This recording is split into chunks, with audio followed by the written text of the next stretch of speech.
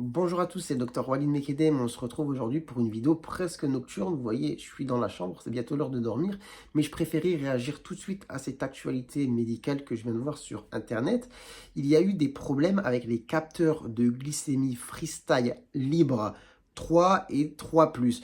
Donc pour ceux qui ne savent pas c'est quoi, petite parenthèse, pour les personnes diabétiques, il y a plusieurs moyens de surveiller la glycémie, donc le taux de sucre dans le sang. Il y a le moyen classique que vous connaissez peut-être tous quand on se pique avec une aiguille, au bout du doigt, qu'on fait sortir une goutte de sang, qu'on met une bandelette, puis qu'on met la bandelette dans la machine.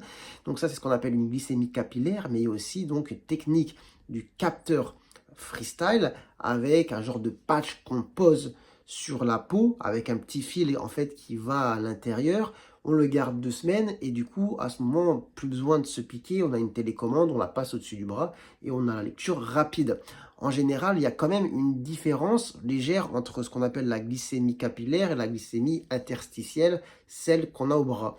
Mais normalement, on a quand même un bon reflet de la glycémie avec la machine. Et si on a un petit doute ou qu'on semble avoir une incohérence, on peut toujours vérifier normalement avec la piqûre au bout du doigt. Mais vous imaginez bien que quand vous êtes sous insuline et que vous devez faire plusieurs piqûres de surveillance dans la journée, vous piquez le bout du doigt tous les jours, plusieurs fois par jour pendant des années, ça peut être quand même problématique. Cependant, là, ce qui s'est passé, c'est qu'apparemment, il y a eu des incidents avec les capteurs de glycémie qui auraient pu amener à des décès. Donc, on parle de 7 décès potentiellement, mais est-ce qu'il y a vraiment un lien de causalité ou pas, ça on le saura plus tard. On n'a pas vraiment de détails sur le sujet, mais au-delà des décès, on parle de nombreux incidents avec les machines. Et quand j'ai regardé un petit peu les commentaires sur les publications, eh bien, je voyais plusieurs personnes dire oui, moi, ça fait plusieurs semaines que je dis à la pharmacie que j'ai des problèmes avec ma machine, les chiffres, ils sont pas cohérents, ça colle pas avec la glycémie capillaire quand je me pique au bout du doigt.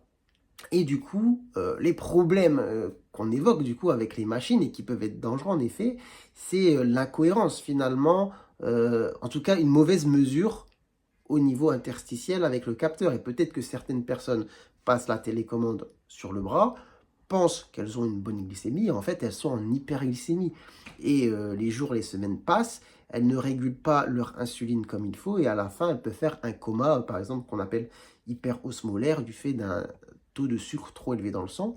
Ou à l'inverse, on peut passer, ou en tout cas, comment dire, ne pas s'occuper rapidement d'une hypoglycémie, car on la détecte moins vite si l'appareil vous dit que finalement vous êtes dans les normes alors que vous êtes déjà à la limite de l'hypoglycémie ou voire déjà dedans.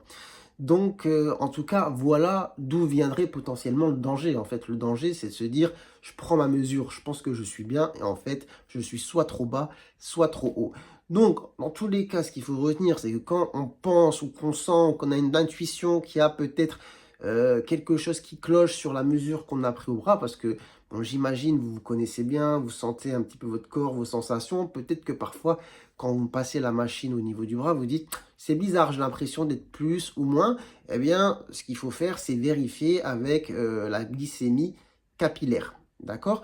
Dans tous les cas, pour ceux qui ont les capteurs Freestyle Libre 3 ou 3+, il y a des numéros de lot sur l'application ou sur la boîte. Et il faut regarder donc sur le site, ou peut-être que vous avez reçu un mail, ou peut-être que vous avez reçu une notification sur l'application avec justement les numéros de lot à rendre. Si vous ne savez pas trop où chercher, comment regarder, eh bien, allez chez votre pharmacien pour lui en parler et vous vérifierez ensemble si justement vous êtes concerné ou pas par les lots qui sont défectueux. Si c'est le cas, il faut les mettre de côté, il faut les jeter et pour l'instant, continuer à prendre la glycémie au doigt. Même si c'est embêtant, ça reste quand même mieux d'avoir des bonnes mesures pendant un certain temps, le temps d'avoir une nouvelle machine, un nouveau capteur qui n'est pas défectueux. Et en tout cas, quand même, garder en tête, mais ça, j'imagine que si vous avez un capteur, vous êtes suivi, ça fait longtemps que vous avez ce problème et vous connaissez bien comment ça marche, mais en tout cas, essayez voilà, de temps en temps, régulièrement, de voir si les mesures sont bien compatibles, se superposent, même s'il y a un léger décalage entre la glycémie au doigt et celle que vous prenez au bras.